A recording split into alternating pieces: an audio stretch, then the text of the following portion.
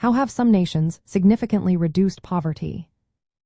Imagine a country where more people can afford decent homes, healthy food, and good education. How do they make that happen? Let's explore how nations have cut down poverty by looking at key ideas like income levels, social programs, and fairness in wealth. First, countries that have lowered poverty often grow their economies steadily. When more jobs are created and incomes rise, fewer people struggle to meet basic needs. But growth alone isn't enough.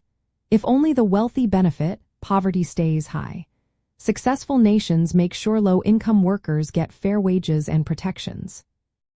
For example, raising the minimum wage can help workers earn enough to stay above the poverty line, which is a set income level used to decide who is considered poor. Next, social safety nets play a big role. These are programs that give extra support to those who need it most.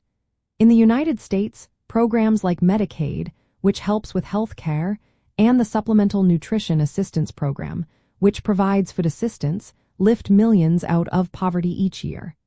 Social Security helps many seniors stay above the poverty line as well. These programs are especially important for children, the elderly, and single-parent families, who are more likely to be poor. Targeted support is also key.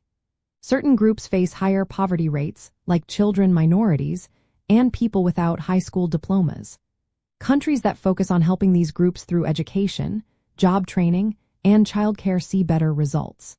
For example, in the United States, about 13.4% of children live in poverty, so policies that improve education and job opportunities for families can make a real difference. Reducing income inequality is another important step. When wealth is shared more fairly, fewer people live in poverty. Countries with high income gaps often struggle more with poverty.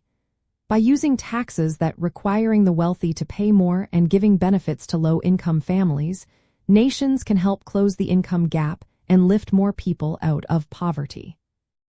Lastly, it's important to think about where people live. Housing costs vary across regions, and high living expenses can make poverty worse. The United States uses a special measure called the Supplemental Poverty Measure that considers local housing costs. This helps target aid better, especially in expensive cities where the poverty line might not reflect actual living costs. So how do nations succeed?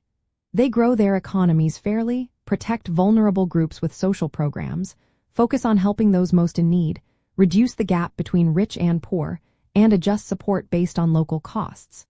The United States shows these strategies in action, with social programs and wage policies helping many stay above the poverty line. Still, challenges remain, especially with income inequality and regional differences.